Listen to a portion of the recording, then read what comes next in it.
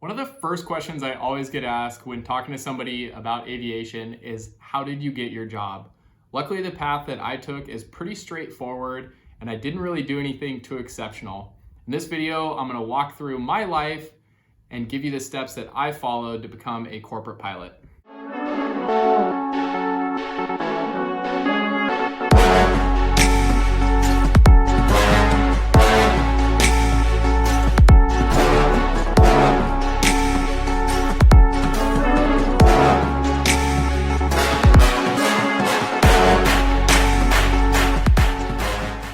Hello everyone and welcome to the Pilot Pots YouTube. This is my first official video, I guess, and I really couldn't be more excited.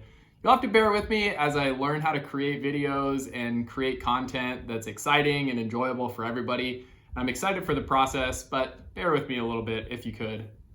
I think my first official job as a YouTuber is to ask you to please go subscribe to my channel.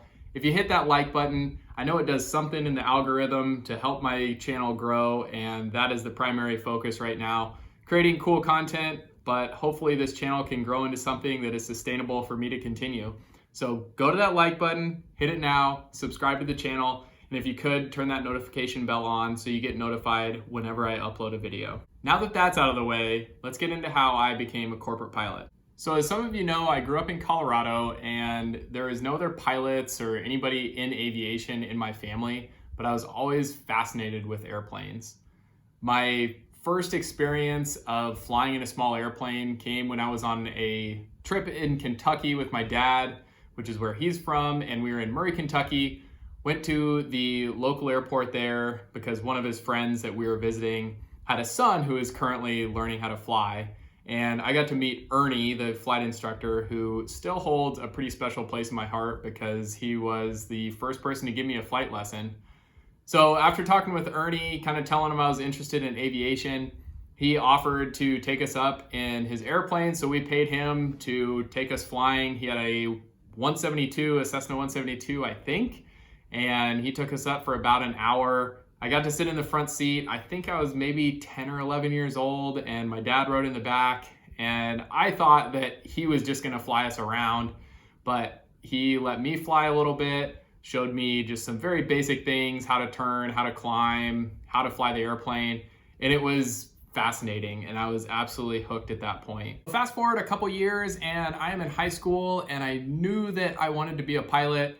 Knew that that was the career path that I wanted to take, and I'm sure I'll make a ton of future videos over more specific school choices and things you can do maybe when you're younger if you're trying to get into aviation. But for now, sticking with my path, I decided to start getting my private pilot's license while I was still in high school.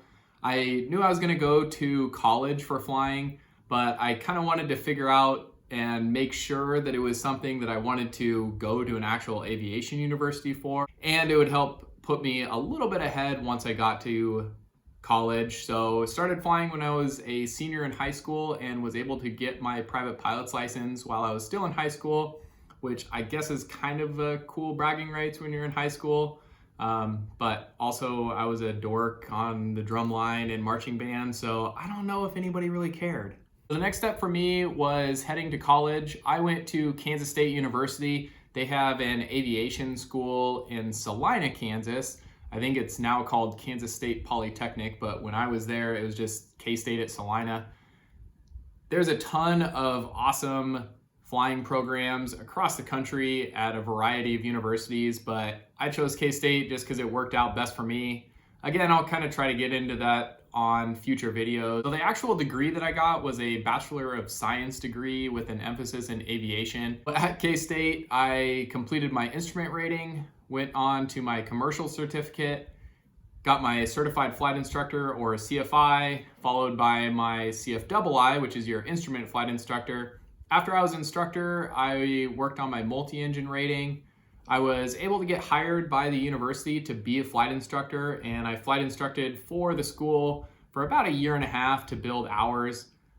There's a ton of things that you can do to build hours, but that was definitely the most convenient for me. I was able to get hired by the university as a flight instructor which was a great way to build hours. I know instructing is probably one of the most common ways for pilots to build hours, and some people love it, some people hate it. Fortunately, I kind of come from a family of teachers. My mom was a teacher when I was growing up, and my brother is a teacher. So I really liked the instructing. After I built my hours as a flight instructor, I began to apply for some jobs. Again, I tried to focus all my decisions towards what would get me to a corporate job the fastest. And luckily, just down the street in Wichita, Kansas, lived FlightSafety International. So FlightSafety is an international company, but they have several different training facilities in Wichita. If you've never heard of them, it is where most business jet pilots go for training. There's a few different training providers, but FlightSafety is probably the biggest. In Wichita, they have most of the aircraft manufacturers with training facilities there, but I was able to secure an internship with the Hawker side of FlightSafety and went down there as an intern. So I was a second in command intern, which basically meant when pilots came in for training, if there was an odd number in a class, or sometimes certain clients had to have individual training requirements, like if they're international pilots, they couldn't work with one of the US pilots. Variety of reasons, I would sit in the right seat of the simulator and just act as their second in command. I wasn't an instructor, but my time at FlightSafety is honestly probably the best experience I've had in my entire life. I was there about a year before I got my job, so basically every single day I was in the simulator for multiple hours. Sometimes I'd just do one sim session, which is 2 hours long, up to about 4 sim sessions back to back, so 8 hours in the simulator of working with different pilots in all kinds of different scenarios. And it was really amazing to learn from all those scenarios, learn from different pilots. You get all kinds of experience levels in there, and it was an amazing job. I definitely have to give props to FlightSafety for having this attitude because it's very unique.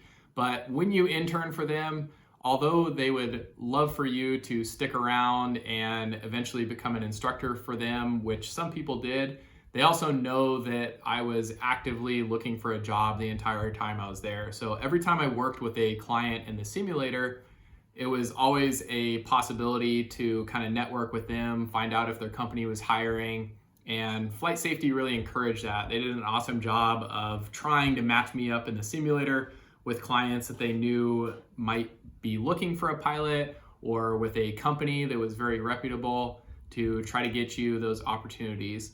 So after working there about a year, I had one of those opportunities come up.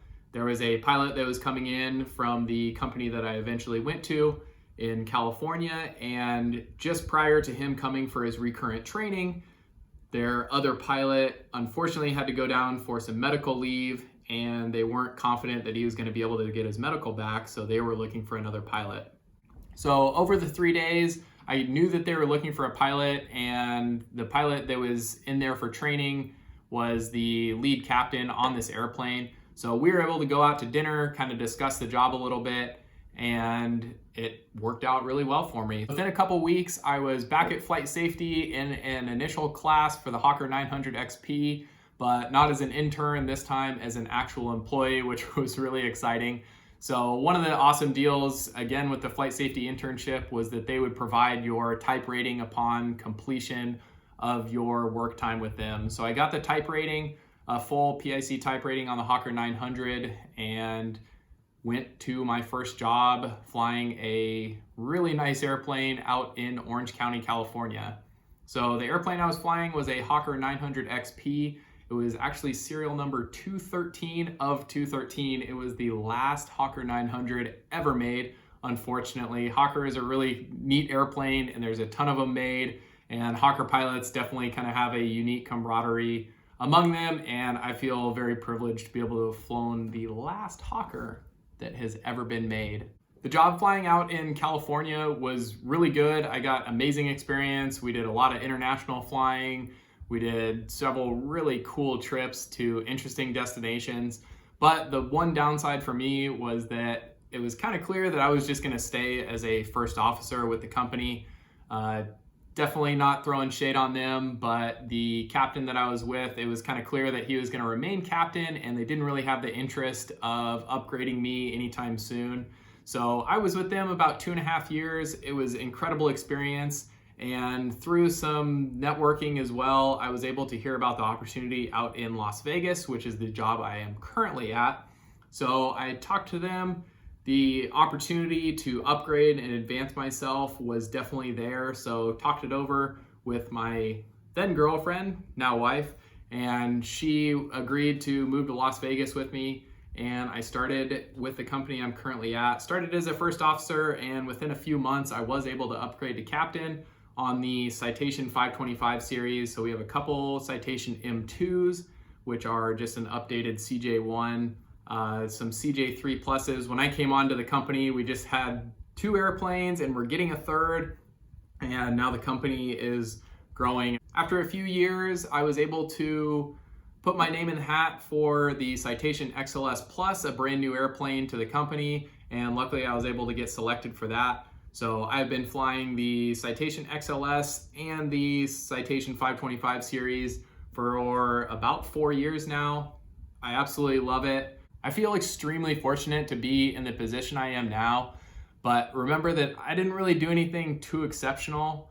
I'm definitely not the best pilot. I'm not the best employee. I'm not the best person. I have had things fall my way, but just remember I've geared all my decisions towards becoming a corporate pilot. So that would be the best advice that I can give in this video, is just try to figure out what you want to do and gear your decisions towards getting there the fastest. That's what I try to do throughout my career, and it's worked out for me pretty well so far. So usually in the conversation of how did you get your job, right after it follows, well, have you thought about going to the airlines, or are you just building time until you go to the airlines?